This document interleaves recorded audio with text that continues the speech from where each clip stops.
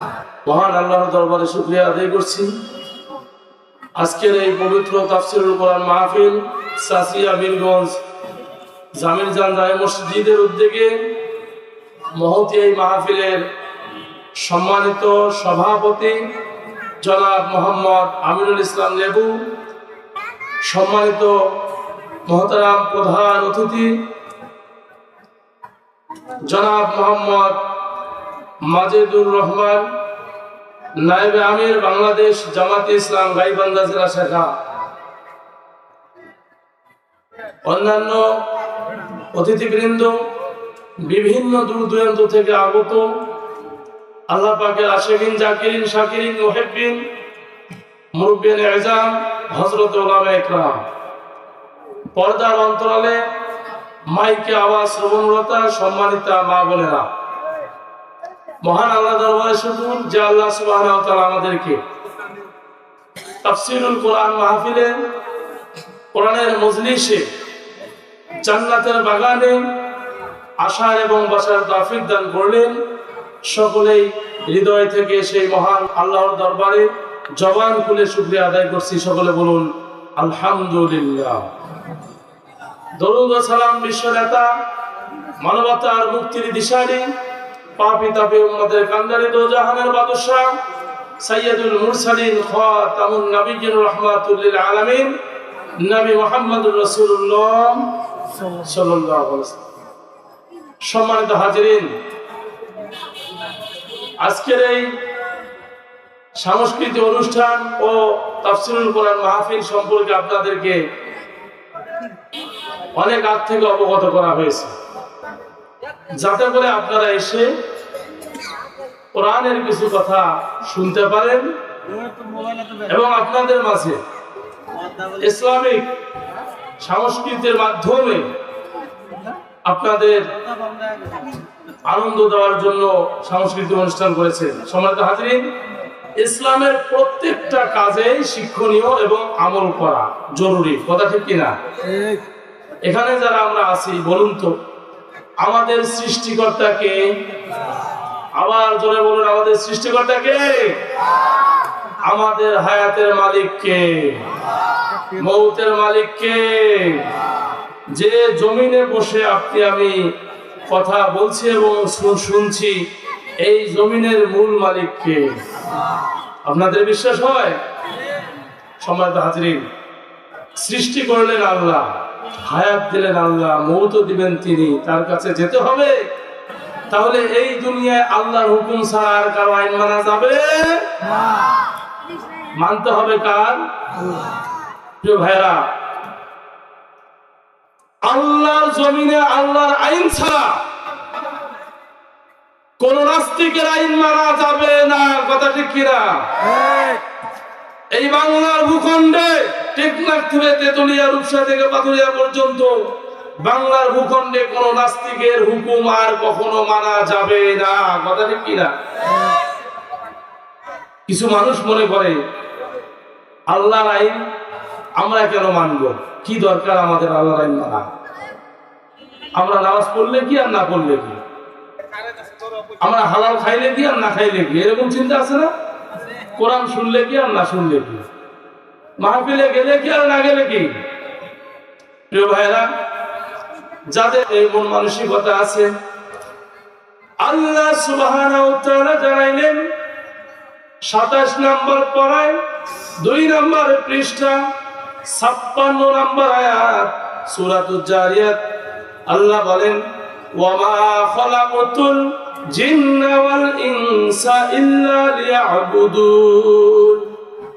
আল্লাহ বললেন, আমি দুইটা জাতিকে সৃষ্টি করলাম, এই দুইটা জাতি তারা আমার আনুগত্য করবে, আমার ইবাদত করবে, আমার দাসত্ব করবে, আমার গোলামি করবে।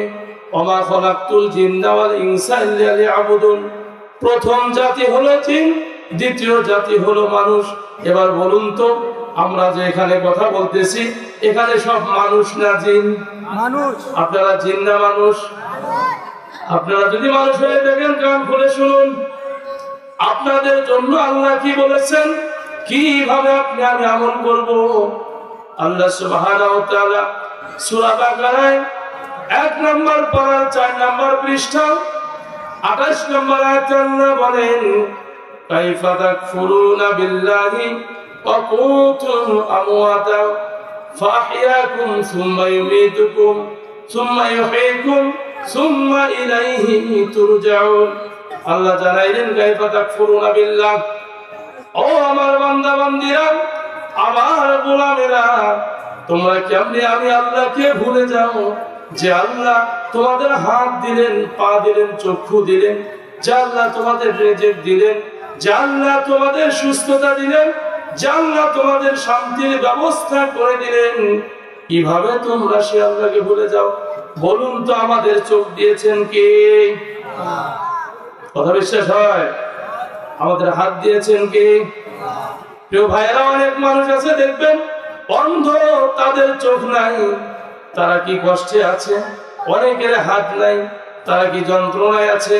অনেকের পা নাই, তারা কত কষ্টে চলছে, তবু আল্লাহর হুকুমের বাহিরে তারা নাই।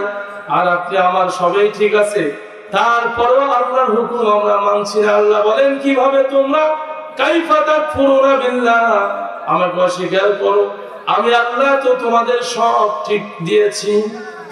অকুনতুম আমওয়াতা, অথচ তোমরা ছিলে মৃত। আমরা কি ছিলাম? মৃত্যু ছিলাম। কি ছিলাম? মৃত্যু ছিলাম, আমাদের অস্তিত্ব ছিল না। আল্লাহ সুবহানাহু ওয়া তাআলা সর্বপ্রথম আমাদের আদি পিতা নবী আদম আলাইহিস সালামকে বানাইলেন। আদম আলাইহিস সালামকে বানানোর যখন ইচ্ছা করলেন, আল্লাহ বললেন ওয়াইদ ক্বালা রাব্বুকা লিল মালাইকাতি ইন্নী জাইলুন ফিল আরদি খলিফা, আমি দুনিয়াতে প্রতিনিধি সৃষ্টি করব, প্রতিনিধি পাঠাবো। প্রিয় ভাইরা, ওই সময় ফেরেশতারা বলেছিল রব্বুল আলামিন, আমরা তো আপনার ইবাদত করি, আবার আপনি দুনিয়ার জমিনে আপনি আবার কাদেরকে পাঠাতে যাচ্ছেন? আমরাই তো আপনার গুণগান করি। আল্লাহ বললেন ইন্নী আ'লামু মা লা তা'লামুন, আমি যা জানি তোমরা তা জানো না। সুতরাং আল্লাহ যা জানে দুনিয়ার কেউ তা জানে না। কথা ঠিক কিনা? একই সঙ্গে ঘুরে বেড়াবেন, চলাচল করবেন, আপনার সাথে ব্যক্তিরা জানবে না আপনার মনের মধ্যে কি আছে। আপনি বাসায় যাবেন, ঘুমাবেন স্ত্রীর সঙ্গে, যদি একই বিছানায় একই সাথে থাকেন, তবুও জানবে না যে আপনার মনের ভিতরে কি আছে। কাজেই প্রিয় ভাইরা, আপনার আমার হৃদয়ের কথা জানেন কে? আল্লাহ সুবহানাহু ওয়া তাআলা জানালেন দুনিয়ার মানুষ তোমাদেরকে যে আমল করতে হবে, বলুন তো আল্লাহকে মানতে হবে আল্লাহর বিধান অনুযায়ী। আর বিধান অনুযায়ী আল্লাহ বললেন দুনিয়ার মানুষ দুনিয়ায় পাঠাইলাম তোমাদের আমল করার জন্য। আর এই আমলের প্রথম সূত্র হলো ওয়াতাসিমু বিহাবলিল্লাহি জামিআ, আমার কালামুল্লাহ শরীফ কোরআনুল কারীম তোমরা দলবদ্ধভাবে আঁকড়ে ধরো। বলুন কোরআন কার? কোরআনটি কার? আল্লাহ তাআলার কোরআন। মানুষকে পড়ে পড়ে বুঝে বুঝে আমল করতে হবে। যদি আল্লাহর কোরআন পড়ে বুঝে আমল না করে তাহলে বড় বিপদ হবে। আল্লাহর কোরআন বলেছেন ইন্নামা হারামা আলাইকুমুল মাইতাতা ওয়াদ দামা ওয়া লাহমাল খিনজির ওয়া মা উহিল্লা বিহি লিগাইরিল্লাহ। আল্লাহ বললেন ইন্নামা হারামা আলাইকুমুল মাইতাতা, তোমাদের জন্য হারাম করে দিলাম মৃত প্রাণীর গোশত। মৃত প্রাণীর গরু, ছাগল, হাঁস, মুরগি মরে গেলে খাওয়া যাবে না। ওয়া লাহমাল খিনজির, সুগরও খাওয়া যাবে না। প্রিয় ভাইরা, বলুন এবার আল্লাহ সুবহানাহু ওয়া তাআলা আপনাকে আমাকে দুনিয়ার মানুষকে মুসলমানদেরকে যে বললেন তোমরা মৃত্যু প্রাণীর গোশত খাবে না। যদি এই অঞ্চলে একটা গরু মরে যায়, রাস্তায় যদি ফেলে দেয়, কেউ কি খাবেন? আপনারা খাবেন? সেটা যদি গোশত কেউ বিক্রি করে দোষ হবে কি হবে না? এবার আসুন, মৃত্যু প্রাণীর গোশত খাওয়া হারাম, এর থেকে অধিক গুনাহ হারাম হলো সুদ খাওয়া। কি খাওয়া? যদি কোনো মানুষ শুকর খায়, আপনারা কি রাখবেন তাকে এলাকায়? তার বিচার করবেন কি করবেন না? প্রিয় ভাইরা, যারা সুদ খাবে এই সুদখোরগুলো এরা এলাকায় থাকতে পারবে না, এদেরও বিচার করতে হবে। কথা ঠিক কিনা? কথা কি বুঝতেছেন? যদি মরা গরু না খান, শুকর না খান, তবে সুদখোরগুলোর সঙ্গে সম্পর্ক রাখা যাবে। কথা তো আরো আছে।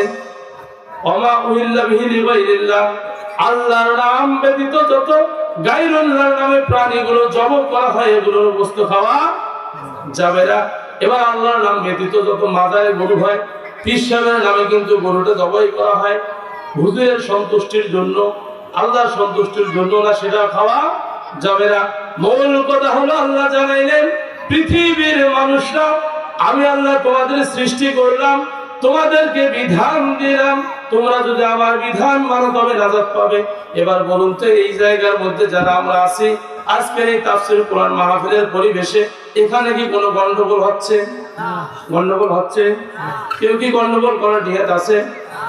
কোরআন যেখানে তেলাওয়াত করা হয়, কোরআনের আইন যেখানে মানা হয়, সেখানে কোন রকম গন্ডগোল থাকে না। তাহলে এই কোরআন যদি একজন মেম্বার কোরআন মানিয়ে যদি তিনি কোরআনের আলোচনা করে, মেম্বারের ইউনিয়ন মেম্বারের অফিসের মধ্যে কোন রকম সমস্যা হবে? কোন চেয়ারম্যান যদি আল্লাহর আইন মানিয়ে ওই চেয়ারম্যান তার চেয়ারম্যানি জায়গাটা ঠিক রেখে সেখানে মানুষের হকের আয়াতগুলো পড়ে পড়ে পড়ে পড়ে যদি আমল করে, তাহলে কি গম চুরি হবে? গন্ডগোল হবে? তা ভালোভাবে বুঝতেছেন তো? কোরআন আছে যেখানে গন্ডগোল নাই, কোরআন আছে যেখানে অশান্তি নাই। এই কোরআন আল্লাহ জানিয়ে দিলেন এর বিধান শুধু আপনার নিজের ভিতরে থাকবে না, নিজের পরিবারে থাকবে, এরপরে নিজের এলাকায় থাকবে, নিজের ইউনিয়নে থাকবে, এরপরে পর্যায়ক্রমে ধীরে ধীরে সংসদের ভিতরে এই কোরআন থাকবে। কথা ঠিক কিনা? সংসদে যদি এই কোরআন চলে যায়, পার্লামেন্টের যদি 300 সদস্য কোরআন পড়ে পড়ে বসে, তাহলে এত লক্ষ কোটি ওয়াজের আর দরকার হয় না। কথা ঠিক কিনা? ওয়াজ তো করবে বাংলাদেশের আইন কানুন যেভাবে চলে, এই রাষ্ট্র যারা চালায় পরিচালনা করে 300 সদস্য পার্লামেন্টের, এরা যদি কোরআন পড়ে বোঝে, এদের দ্বারা অপকর্ম হবে না। ভাইরা, এখানে মাহফিলে যে কয়েকজন আছি, যেহেতু গন্ডগোল হচ্ছে না, সেহেতু 300 জন যদি কোরআন পড়ে বোঝে আমল করে, বাংলার ভূখণ্ডে কোন রকম গন্ডগোল হবে না। এবার আসুন, আবু জেহেল যখন কোরআনুল কারীম রাসূল সাল্লাল্লাহু আলাইহি সাল্লাম পড়লেন, এটি হলো 24 নম্বর পারা, 18 নম্বর পৃষ্ঠা, সূরা হামিম সিজদা 26 নম্বর আয়াতে আল্লাহ বলেন, وقال الذين كفروا لا تسمعوا لهذا القرآن والغوا فيه لعلكم تغلبون। আল্লাহ বললেন নবীজি যখন আপনি কোরআন পড়েন তখন আবু জেহেল অর্থাৎ রাষ্ট্রে যারা আছে, যাদেরকে কোরআন ভালো লাগে না, ইসলাম ভালো লাগে না, যাদেরকে জেনা ভালো লাগে, মদ ভালো লাগে, নারী ভালো লাগে, মানুষের হক মারি খাইতে ভালো লাগে, যাদেরকে মানুষের হক নষ্ট করে নিজের শরীরের গোশত মোটা করতে মজা লাগে, এই লোকগুলো কোরআন ভালোবাসে না। এরা করলো কি? অকালাল্লাযীনা কাফারু, এই সমস্ত অস্বীকারী কাফেররা ষড়যন্ত্র করলো আর বলল, লা তাসমাউ লিহাযাল কুরআন, এই কোরআন তোমরা শ্রবণ করিও না, ওয়ালগাউ ফীহি লাআল্লাকুম তাগলিবুন। যখন এই কোরআন পড়া হয় তখন গন্ডগোল সৃষ্টি করো, হট্টগোল সৃষ্টি করো, যাতে করে আল্লাহর বিধান এই কোরআন মানুষ না বোঝে। যদি মানুষ কোরআন বোঝে, তাহলে কোরআনের আরেকটি নাম হলো আল ফুরকান, সত্য মিথ্যা পার্থক্য করে দিবে, অন্যায়কারীরা পালাইতে দিশ পাবে না। কথা ঠিক কিনা? প্রিয় ভাইরা আমার, যখন এই আয়াত নাযিল হয়ে গেল, ওই সময় রাসূলকে যখন জানানো হলো, আবু জেহেল তখন বন্ধ করে দিল কোরআনের আইন। বলুন তো এবার বাংলার ভূখণ্ডে এই কোরআনের বিরোধিতা যারা করেছে, যারা আলেমদেরকে ধরে ধরে জেলখানায় ভরেছে, যারা আলেমদেরকে হত্যা করেছে, ইসলামের পক্ষে যারা দিনের পর দিন রাতের পর রাত সময় ব্যয় করেছে, তাদের বিরুদ্ধে যারা ষড়যন্ত্র করেছে, অনুরূপভাবে আবু জেহেলের মতো তারা ধ্বংস হয়েছে কি হয় না? তো ভাইরা, সিরিয়ার বিষয়টা আপনারা জানেন, মুসলমানদের বিজয় হয়েছে। এর মূল কারণ কি? 11 সাল থেকে 24 সাল পর্যন্ত, এই 24 সাল পর্যন্ত এই মাত্র কয়েক বছরের ব্যবধানে সিরিয়ার বাদশা 5 লক্ষ আলেম এবং মুসলমানকে হত্যা করেছে। দুনিয়ায় যেখানে মুসলমানদের বিরুদ্ধে মানুষ লড়াই করেছে, সেখানেই মানুষ টিকতে পারে।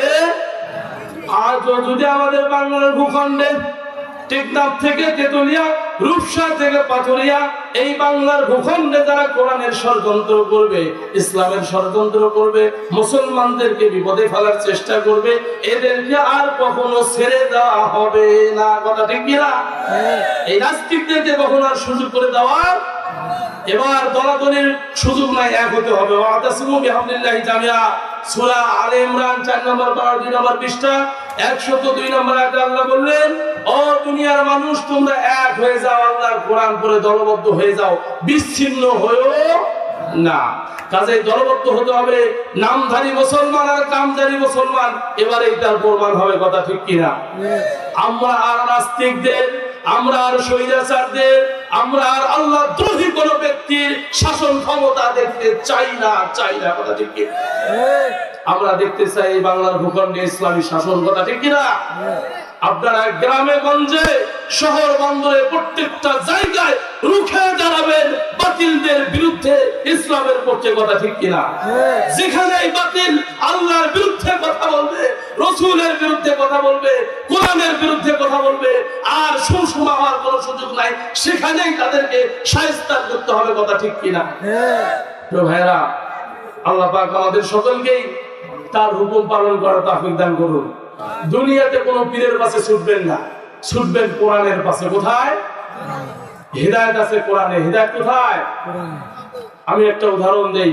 কোরআনুল কারীম এটি এমন একটা দামি জিনিস, একটা ছোট বাচ্চার হাতে যখন স্বর্ণের একটা টুকরো দিবেন, স্বর্ণের একটা টুকরো, এই বাচ্চা মনে করবে যে এটা স্বর্ণের কোনো দাম নাই, ও খেলবে, খেলায় দিবে, নাড়াচাড়া করবে। যখন কোনো জ্ঞানী ব্যক্তির হাতে দিবেন, যে বুঝবে এই স্বর্ণের মূল্য কত, বিক্রি করলে কয়েক লাখ টাকা হবে, কয়েক কোটি টাকা হবে, তখন সে স্বর্ণটা কিন্তু যত্ন করে রাখবে। কথা ঠিক কিনা? প্রিয় ভাইরা, কোরআন নামক স্বর্ণ যারা বুঝেছে, তারা জীবন দিয়েছে, রক্ত দিয়েছে, তারা সব ত্যাগ করেছে, কোরআনকে ত্যাগ করে নাই। কথা ঠিক কিনা? নাম বলতে হয় বাংলাদেশ জামাত ইসলাম।